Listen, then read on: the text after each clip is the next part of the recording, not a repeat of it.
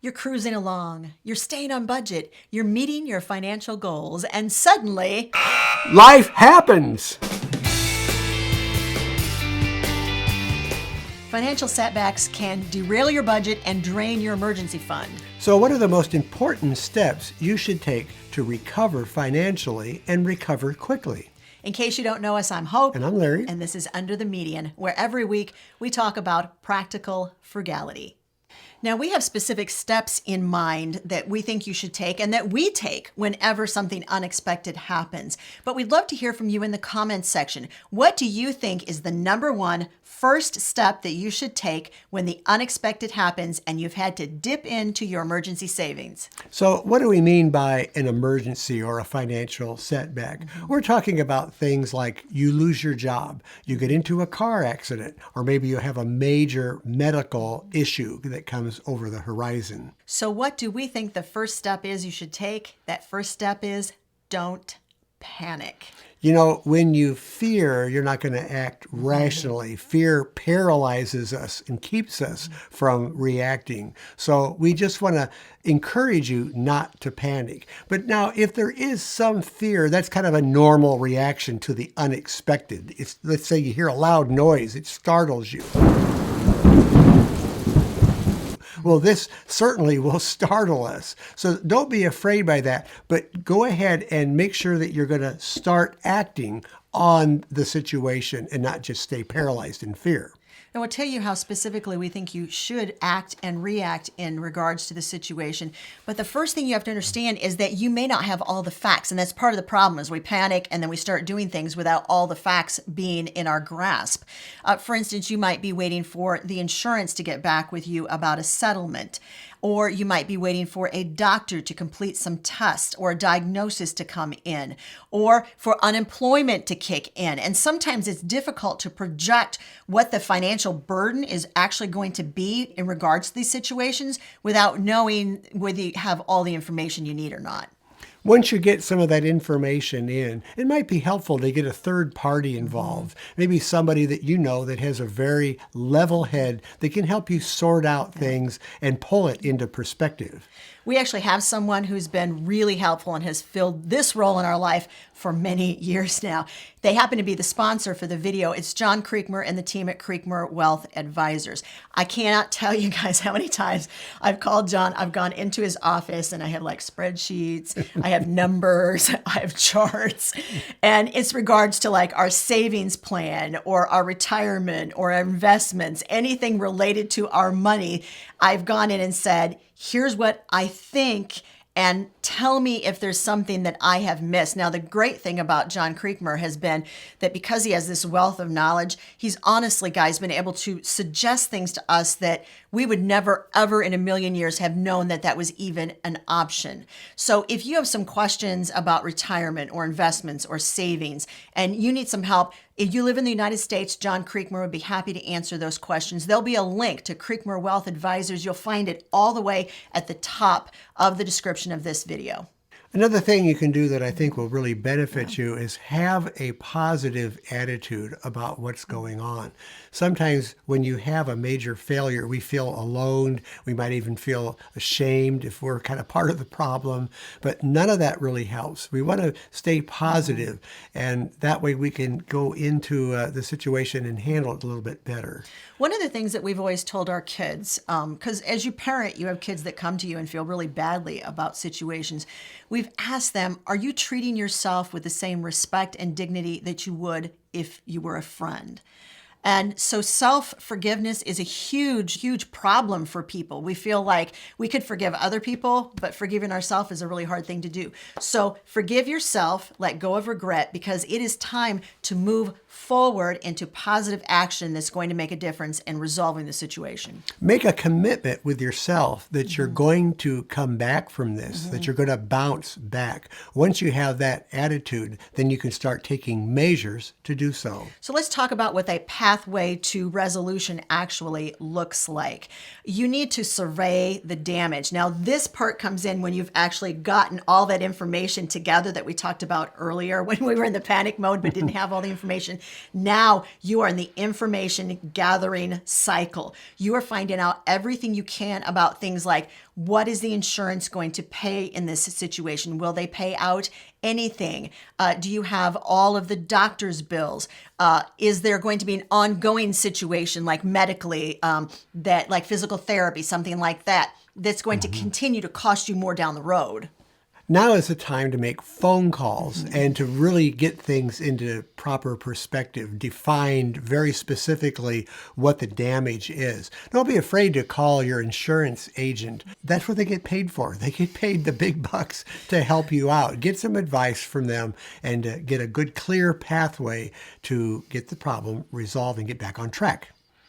One of the things that we learned really early on is it's so helpful to, when you're getting this information all together, to create a chart or a spreadsheet where you're listing who you talked to, what it was you talked about, the day you called, the time you called, who you talked to. Because sometimes, especially with insurance companies, you're going to talk to a different person every time you call. And take notes on that meeting and see if you can ask them, sometimes they'll give you an operator number, sometimes they'll give you their first name, but make sure that you keep like a paper trail. Because if you ever need to refer back, you can say, well, I called on this date and here's who I talked to and here were the notes I took in regards to our conversation. Because oftentimes those are recorded conversations and the company can always go back, pull the tape and find the information, but make it easy for them to go back and do that. Take an inventory of your resources. What do you have available to refill or replenish your coffers? You might have a savings account. You might have an emergency fund. You might have, of course, insurance that's going to help out. Look into all these things so you can kind of get a handle on what you can do to fill the financial need that you're in right now. A couple of areas that people tend to forget about is the fact that if you have a CD, you may be able to use that CD to help pay for the situation, or you have a money market account. Most money market accounts have check writing privileges on them, and you can just write a check from that money market account. So make sure that you're aware of all the different areas in which you have some money stashed that you'll be able to use in order to right size your boat that is, you feel like it's getting ready to sink because you've had to take all of this money out of savings in order to pay for this emergency. And I think this is a good time to talk about an emergency fund. If you don't have an emergency fund set up, now is the time to do so, because one thing that we can be sure, there probably will be an emergency coming your way in the future. And they're unplanned events that happen. They happen to all of us.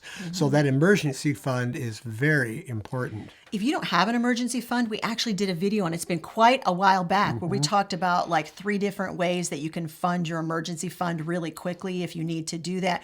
We'll make sure that video, if you haven't watched it, is linked up above. We'll link it also in the description of this video. In case you want to know, our emergency fund, we always say a beginning emergency fund, $2,000. We really feel like, in all deference to Dave, that $1,000 is not enough to have an emergency fund. We feel pretty comfortable with $2,000. At this point in our lives, we have a fully funded emergency fund, and that's 6 months of our basic expenses.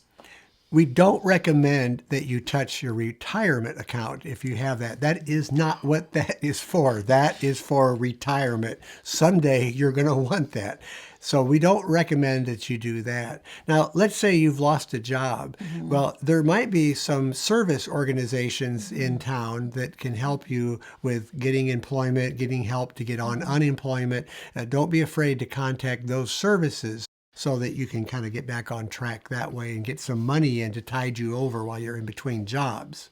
Do not let shame keep you from accepting help.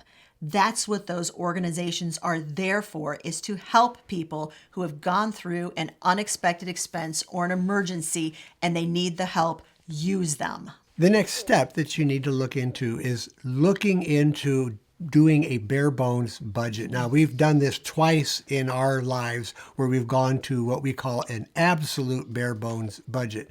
And that was when I lost my job back in 2002 and when we were saving up to buy our next house. Look at areas in your budget that you absolutely can cut back on. It might hurt for a little while. Remember, this is short term. This isn't a long term thing. This is just to get you through the emergency. Let's just define for a second, because I know we've defined it in the past, but we'll do it for the sake of this video. The bare bones budget, that is the big four. That is, you need a roof over your head, you need food in your stomach, you need clothes on your back, and you need transportation to get from point A to point B. Everything that is an expense is associated with those big four areas. That comprises your bare bones budget. Now, we realize there are other areas that literally you have to pay and you don't want to get behind on. So after you know your bare bones budget, those areas that absolutely you need to pay, you add that in. That comprises that budget, which is basically a stripped down budget of everything you generally save. So if you're saving for a vacation, now's the time to probably put that on hold.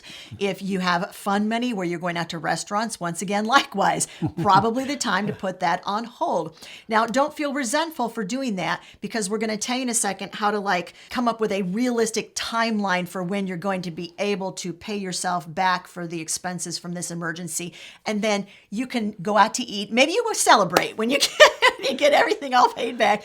Then you're going to be able to add those items back into your budget. But you have to know that this is a short-term solution. You're not going to do this forever.